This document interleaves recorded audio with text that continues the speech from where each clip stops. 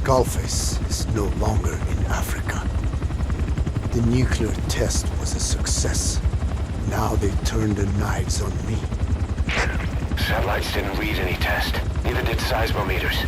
The detonation test took place 5 years ago in the southern Indian Ocean. The final test was the opposite, to prevent detonation. You mean? Skullface plans to sell nuclear weapons that he retains control of. It's not like hawking small arms to militias. Indeed. He plans to avoid detection by exporting minerals containing tiny amounts of uranium in the form of metallic archaea. Once on site, the metallic archaea enrich the uranium and weaponize it. Loaded onto all-terrain bipedal machines, they ensure any country, armed group, even the smallest terrorist cell, can become a nuclear power. Bipedal. So that's why they needed Huey. A nuke business to replace the arms business. And Skullface owns the market. The very atmosphere of nukes, anywhere and everywhere. Deterrence on all sides. So that's why he ran a non-detonation test. Yes. Another metallic archaea instantly overrides the criticality generator. It fails safe only he controls. Any such weapon can be deactivated whenever he chooses, regardless of who owns it or their intent to use it. Nukes. Controlled by a man, not a country. If they proliferate, conventional nukes lose all value. Political, military, and economic. The two superpowers become powerless.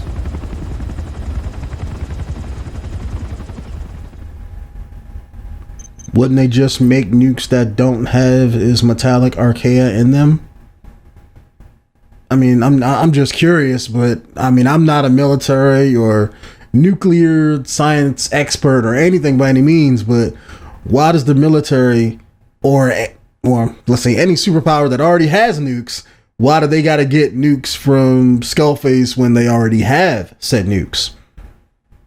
Are his nukes bigger and better than the other nukes? Because they didn't say that. You know, it's like you already got them. I mean, it's the 80s. They already had nukes by that point. This would make more sense if, let's say, right after World War II or in the 50s and 60s, before America, Russia, and all those superpower countries built their arsenal of nukes, this would make sense. Like if we were learning about this, let's say after the fact, like he had already did it during that time and the world already has it, then that would make sense. But the way they're explaining it, it's why does the world have to buy Skullface's nukes anyway or use them? It makes no sense. But I don't know, maybe they'll explain it further down the line, but who knows. The R&D and medical teams have come up with a proposal for a new suit that applies Code Talker's research. The Parasite suit. Fuck yes. Apparently, it can recreate some of the Skull's unusual abilities. But in order to use those abilities, it needs parasites. If you want to wear this suit, you're going to need to get a hold of parasites by extracting skulls. Oh, that we can do. We're so going to use that suit. Elite soldiers. Angry face man who speaks Afrikaans. Alright, white guy, Spanish, okay. Although I'm not trusting nobody in Motherbase right now because we got that parasite going around killing everybody. But let's see what the next mission has in store for us.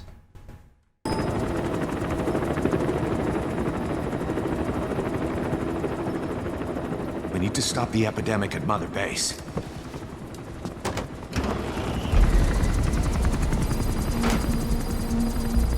Home sweet home. About the pathogen spreading through Motherbase, what's your opinion?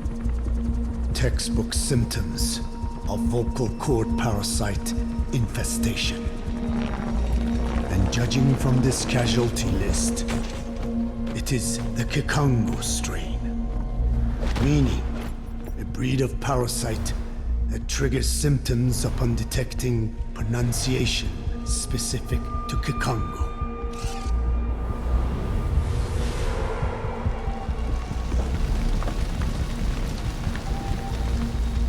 So how do we keep them from becoming symptomatic? Use this. A type of Wolbachia, introduced to a sample of the parasite. A parasitic bacteria that colonizes the parasites, turning male to female and preventing copulation. You must cultivate more.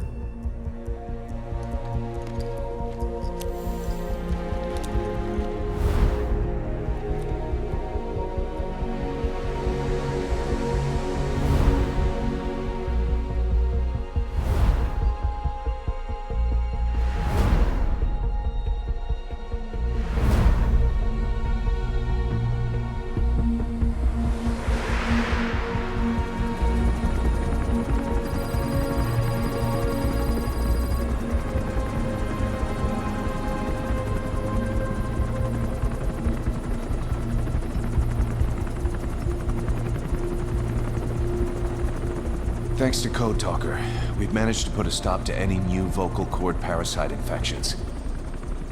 We couldn't save those already symptomatic, but everyone who survived has been released from the quarantine platform.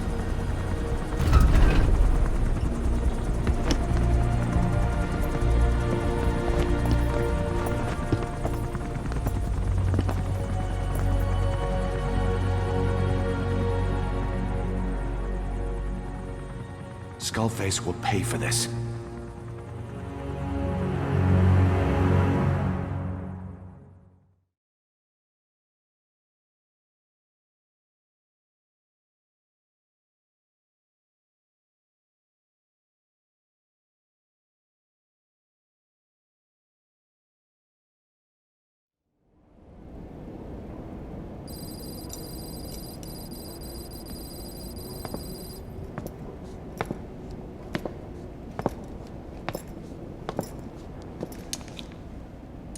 Again with the truth serum? What are those legs made of? Titanium? All the way to the femur.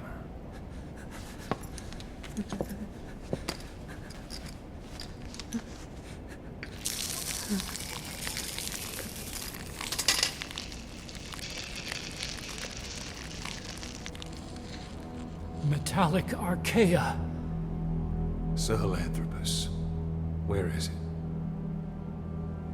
What? We have to know before his plan is complete. Sahelanthropus is the final piece. What are you talking about? If the Soviets break out a mobile, controllable nuclear weapon, East-West relations will be right back at the Cuban Missile Crisis. The Cold War returns to life as countries without nuclear arsenals line up for what Skullface is selling. Nuclear weapons proliferate overnight, and on the brink of annihilation, the world maintains its balance. But we know this is all just a shield, a ruse. The cleansing parasites are what matter most. A WMD to eclipse even nukes, and the only one that can still be used. Skullface is the world's greatest threat, and Zero's. The pieces are in place. All that remains is to unveil Sahelanthropus in Afghanistan. They can't activate it without me.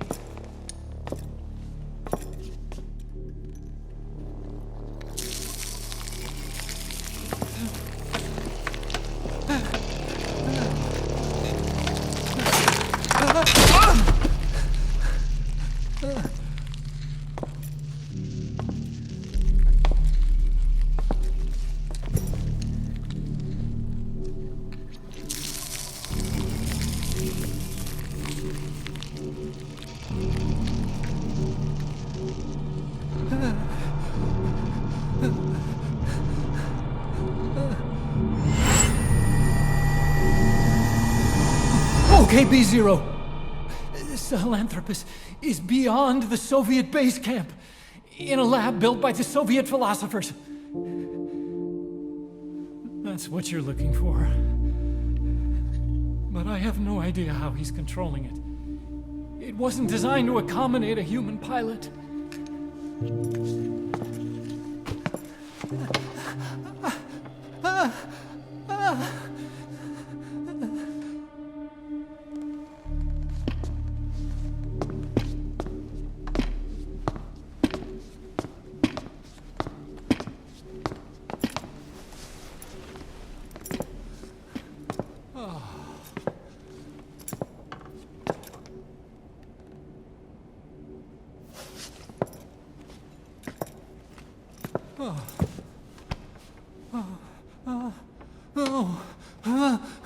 No! No! Wait!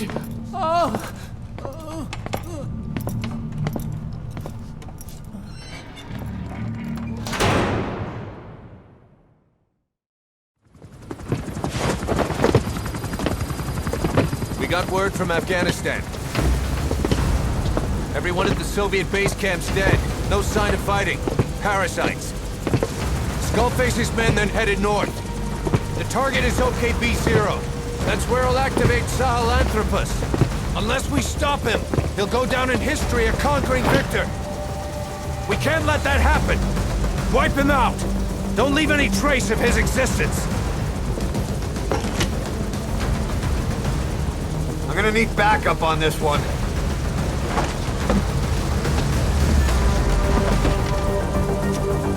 You'll rendezvous on site.